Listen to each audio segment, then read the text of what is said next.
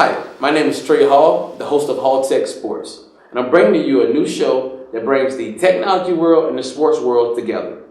It's a pretty simple concept. Think about it. On a daily basis, everybody has a phone or some sort of digital device that basically connects them with the world. Why not use that to basically bridge gaps and communicate with the world? With my extensive networking that I've done over several years of my life, I've garnished a plethora of information in the tech industry, and my lifelong love of sports kind of just makes it human nature for me to love the game of sports. Most importantly is relationship with people dedicated to making a change in this world simply by communication. So stay tuned. Embark on a new journey where every story really does mean something.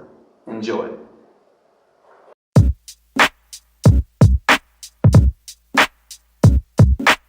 Welcome back to Hall-TecH Sports. I'm your host, Trey Hall, and I have a very special guest today. For those of you who don't know, don't recognize the face, you'll be acquainted real soon. So, a Florida native, went to Jones High School in Florida, University of Alabama, NFL draft pick in 1990, went in the 10th round, pick number 270. We also have a great NFL career with the Washington Redskins in 1990. The Cincinnati Bengals from 1992 to 93.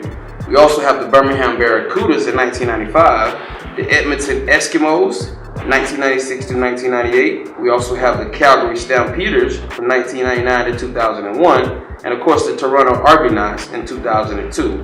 It also highlights here that we have a great champion in 1998, and that's a pretty good accomplishment to have on the next level of football. So is there anything else that we need to fill in from that we missed?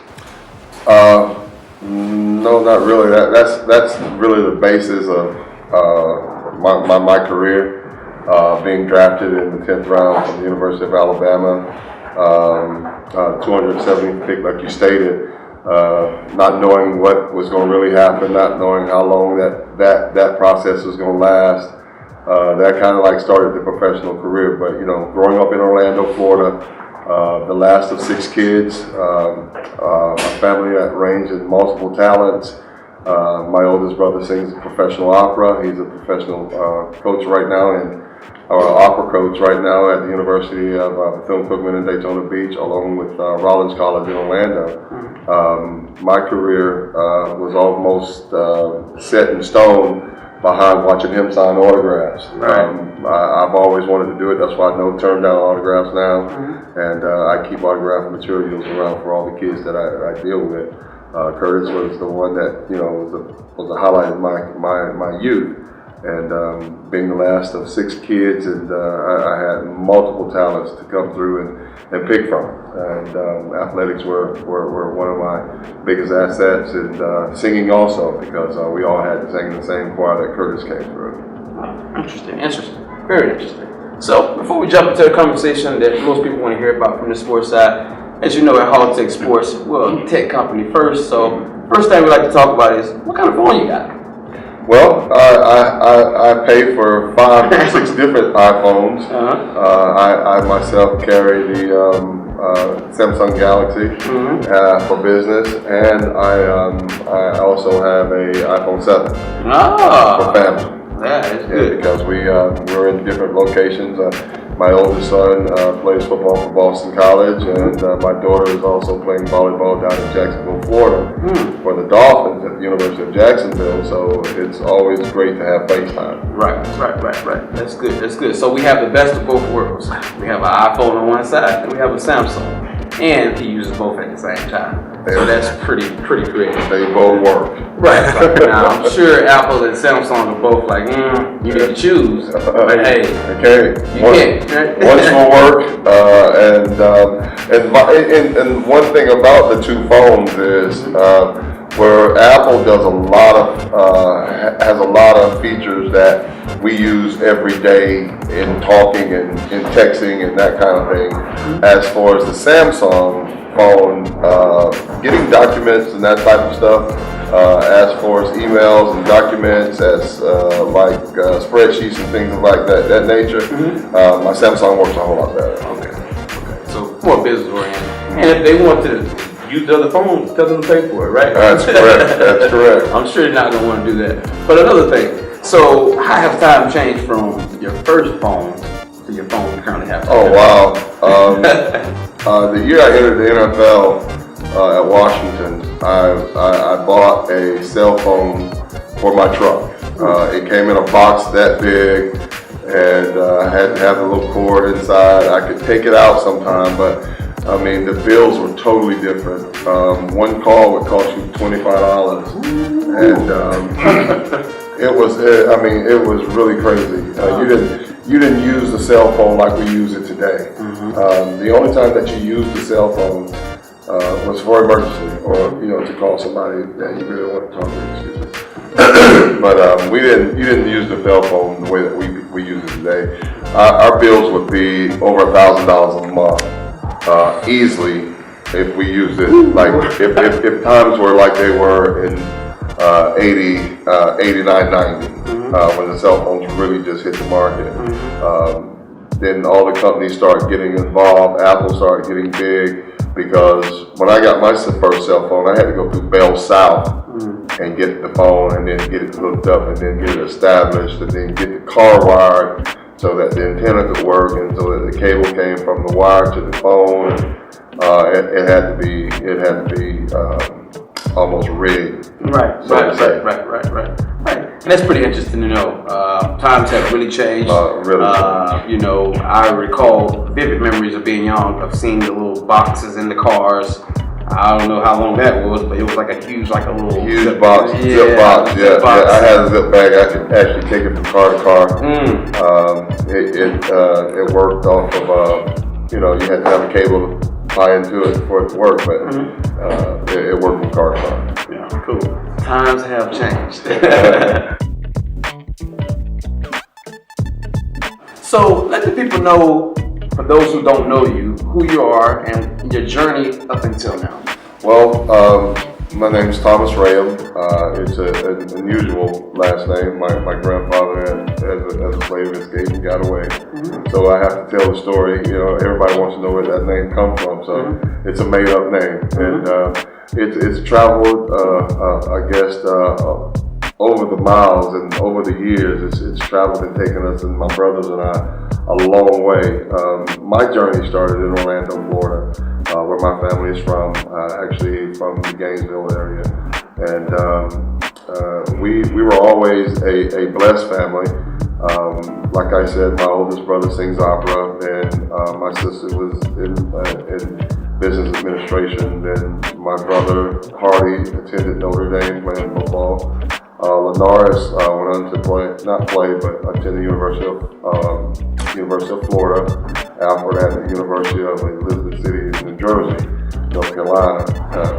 In New Jersey. And then there were me. I was always the last one in the house. I was always the smallest one in the house for a long time, up until my high school age, junior high school, and coaches started putting me in the weight room. And I began to get bigger and bigger and bigger. So at an early age, I was the tallest in the house. Football was always in my soul because my older brother Hardy played it. I like hitting people. I like the sport of the football field and everything. And I began to play football at Robert E. Lee Junior High School in Orlando, where under Dale Wilson, I came in, thought I was going to play quarterback, and he told me to look around, son. You're the biggest guy in the locker room, and he put me right at center. And actually, that's where I should have remained my whole career, believe me. And I went from Robert E. Lee to Jones High School, where I was a standout student and standout athlete over at Jones. I was blessed to be an All-American in high school. I was also blessed to be one of the guys chosen to play in the Florida-Georgia High School All-Star game. And that's also a blessing because my youngest son today just signed up to be a member of the Alabama All-Star team for the Alabama-Mississippi. So that's a feat that's awesome. And being in high school, being in Orlando, being one of the nation's top recruits as an offensive defensive lineman, it was Alabama that stole my mom's heart, that kind of just stole my heart also when I came up on a recruiting trip. But my recruiting came down between Oklahoma, Alabama, and Florida State, three highly noted schools. And I chose Alabama because I felt really at home. I felt that they had really been honest with my parents. My parents were really high on Coach Ray Perkins at the time, and they liked everything that he brought to the table, because not only did he bring the University of Alabama to the table, but he brought an honesty to the table that a lot of coaches didn't show. And that was really good. My dad was big on tradition, and Alabama's tradition, not only at football, but in the state period, rang loud in his ears, because my dad was raised as a farmer. And when we all came up on recruiting trip, he fell in love with the food in Alabama. And I think the food kind of won him over. But it was Coach Ray Perkins that has me here today. Coach Ray Perkins and Joe Kynes that recruited me. And from the University of Alabama, I got in here as a lineman, and I started to play in defensive line. We needed more help at the defensive line. I was fortunate to not only start my sophomore year. I didn't play my freshman year because of Prop 48. But as my sophomore year came around, I was fortunate enough to be a starter, be on the field all the time. Tommy Cole, Willie Wyatt, and myself played defensive line together. And then the following year, Tommy left. I became an outside rusher along with Derek Thomas and George Bethune and all that group. And that's when we brought in George Thornton. My senior year at Bama, we became a dominated defensive line because we had been through it. Willie Wyatt was our captain for the defensive line, and Willie was one of the anchors for the whole defense, really. Myself, Willie Wyatt, George Thornton, and Derek Rushton anchored a defensive line that was very competitive. After my senior year, I was drafted to the Washington Redskins. Not knowing exactly what was going to entail, what was going to happen, I put all my eggs in one basket, and I gave it my best shot. I tore an ankle my rookie year and had to come back home. And it's always hard coming back home after being released and not knowing what was going to happen the next year, if you were going to give it a shot again or not. And I did. The same team called me back up, brought me back to camp. But they moved me from the offensive line, from the defensive line to the offensive line, only because the original Hogs, like Joe Jacoby, Jim Lachey, Russ Grimm, Jeff Bosticks, were getting a little bit older. I fell right in line with the toughness and the aggressiveness that I showed, that I could be a versatile lineman because I did it in high school. Joe Gibbs had a great story he told my kids about last year at the football game, that he came over to me and he said that, you guys really kicked some butt yesterday. And I'm like, yeah, we got them really good, and the guys getting old. He said, yeah, and we need to get some youth on that offensive line. And I said, well, yeah, you better get you some guys, because here we come again today. He said, your name came up. And I looked at him and he said, well, I got enough defensive linemen, Thomas. I need offensive linemen. And I looked at him again, and he said, if you don't do it, it's going to be dinner on Delta. Dinner on Delta means you finna go home and you'll be eating dinner on Delta tonight. He said, window or aisle? What you mean? He said, dinner on Delta? I said, what do you mean? He said, well, if you don't make this change, pack your bags tonight. So that's how the NFL was at that day. I mean, when training camps went for 2 and 3 months, not just 4 weeks. And we were like right at week number 8, and I was tired, and I got right up off the ground, and in number 96, I ran right over to the offensive line. And that's where my career remained for the rest of the career. We're playing 3 years in Washington, and going to Cincinnati, and actually starting at right guard. And then my last year, I tore my shoulder, a subscapular here, and it kind of got me out. I couldn't pass the physical the following year. And I came home to Birmingham. My wife and I were engaged. We came home, we got married. And I didn't pass the physical to go back, couldn't go back. So I started teaching school at Gardendale High School, Gardendale Elementary actually. And I started in special ed and started my coaching career actually at Gardendale High School, along with my best friend Willie Wyatt. And Willie and I coached the defensive line, and I, from that year, the Birmingham Barracudas came to town. Football was still rich in my soul. I wanted to play continuously, and they found me. We needed offensive tackle. We hear you was one of the best coming out of the NFL that we could probably train. So I raised a whole offensive line for the Birmingham Barracudas right here in Birmingham. And that following year, the team folded. All the American and Canadian football teams folded that next year. So that left my wife and I to move to Canada. In 1996, my wife and I moved to Canada. We moved from Alabaster, Alabama to Edmonton, Alberta, Canada, where minus 41 wind chill factors are nothing compared to what we do here. But in 96, we moved to Canada. That following year, we stayed in Canada. We never came home just for holidays.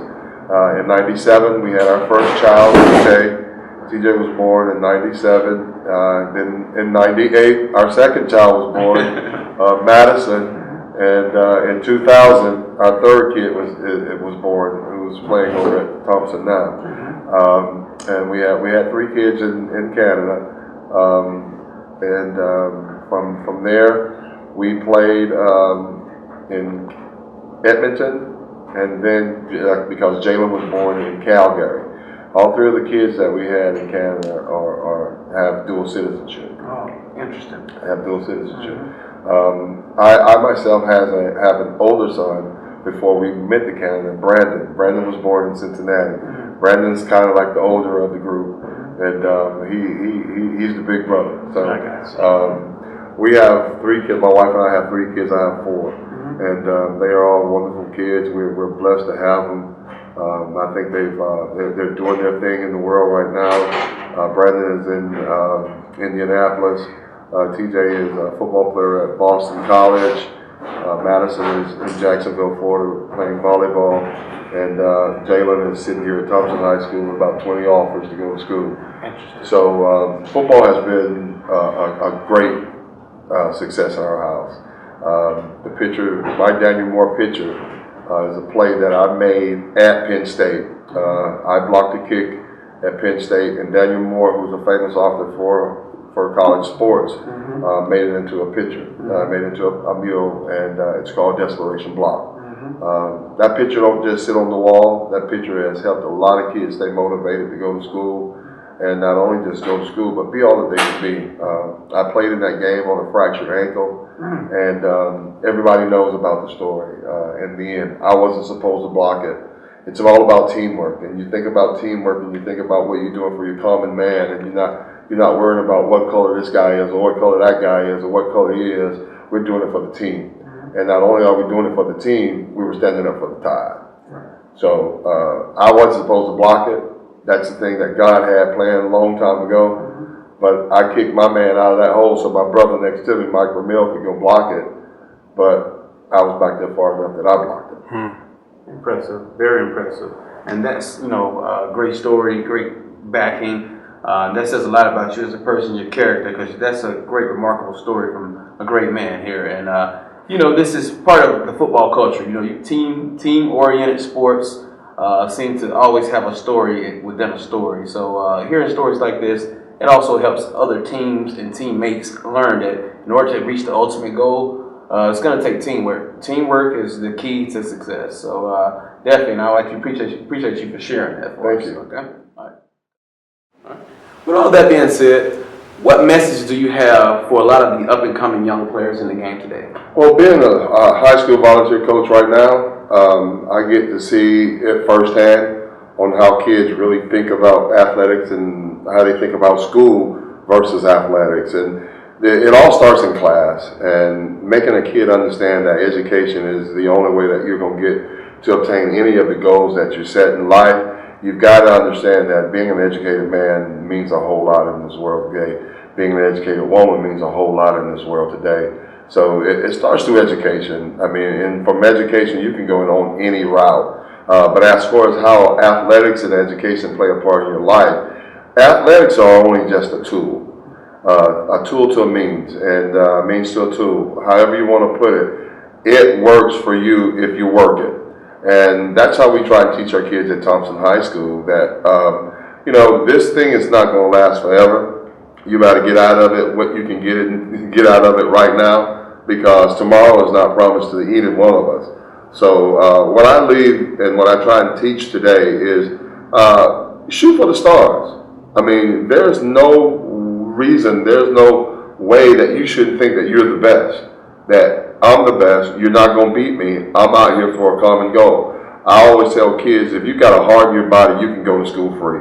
At our outreach, at Team Rayam Outreach, our motto was, you know, we want to go to school free. So therefore, we want to raise the talent pool in our community and teach kids that way, that if I work my body, if I work my brain in a certain way, to a certain degree, I can make it. And it's been proven, because it was proven to us last year in my own house. We got 2 scholarships out of 1 year to 2 great universities, at Jacksonville University in Florida and to Boston College.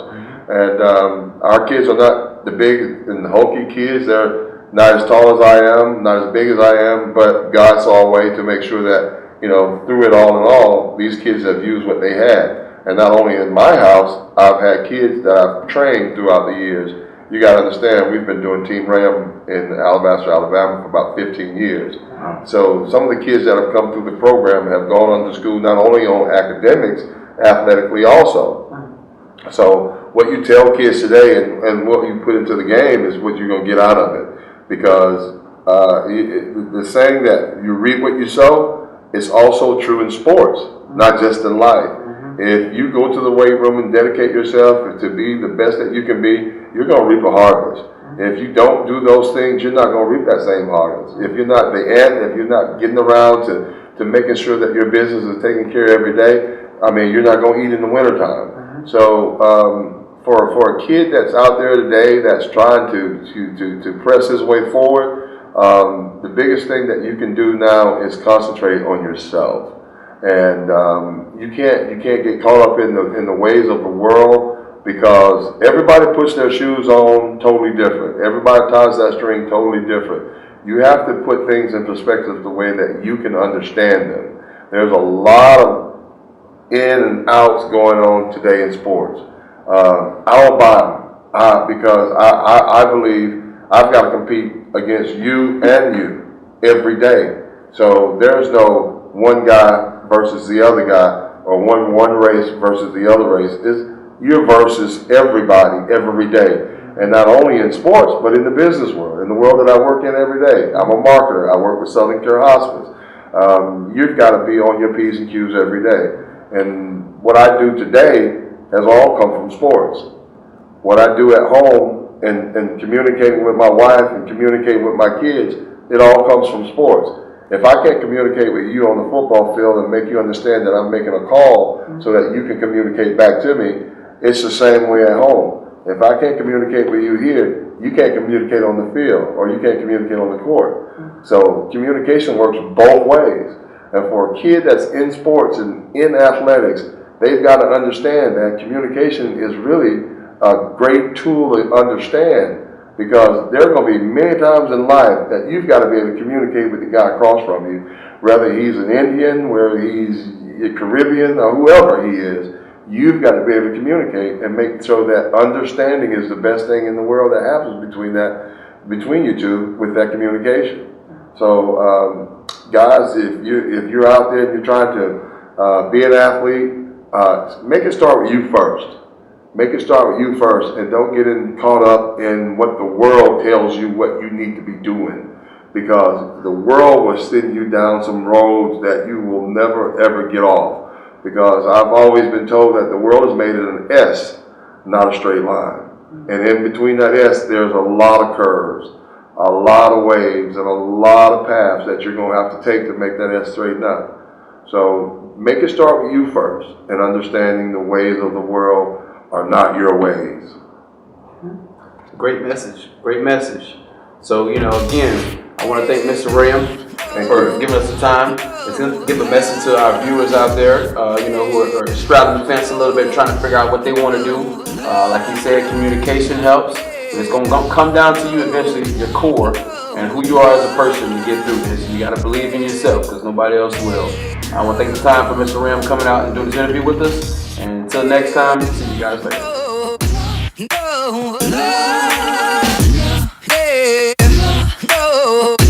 No.